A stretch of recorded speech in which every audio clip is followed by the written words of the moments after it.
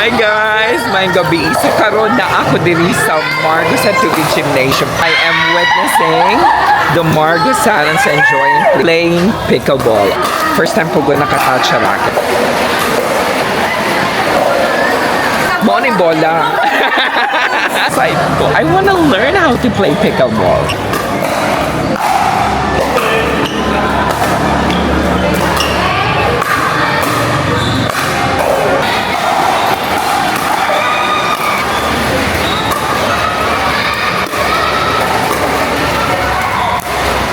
So na ako'y pangutanong, anong ganahan man ka mag-pickleball? Ganahan ko kay para ma-exercise ko, para masunod ko na. Wala akong ganahan ron, mag-pickle. Ganahan ko mag-pickleball kay para madagan akong friends. Dayon, ma-exercise, paningkod kung tamad-tamad. Kaya ang pickleball, kanang kuan ba, daghan ang makapil, mga pwede bata, diba? Age level ako.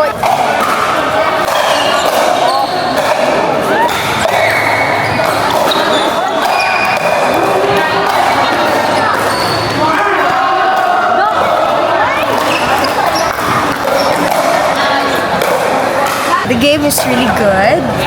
So the game, pickleball itself, is really good. Especially sa mga kauban dire, walay mga lingaw, and as teacher to release our stress sa school.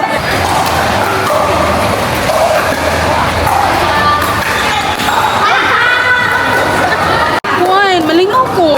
Dayon kuan kanang basta malingaw ko nga pakapak, mawalang malawa, mawalang kakapoy sa work. After sa work, naka-mindset na gid nga mo play ko. It's not only for nga malingaw ko no. Good for siya sa atong health.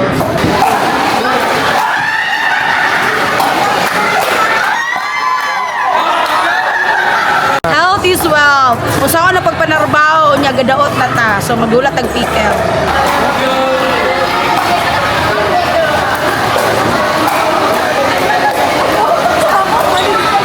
Aside from it's a fun game to play, it's also a way of socializing with people.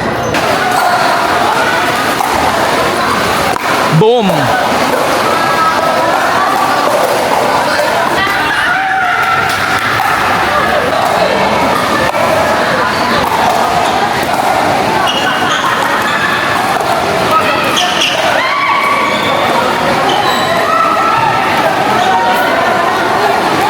Maskin mga bata, middle age, senior, naka-play kog pickleball.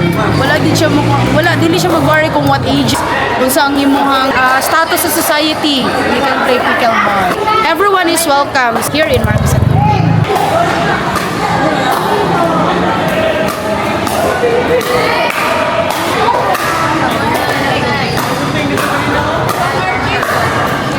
Wow!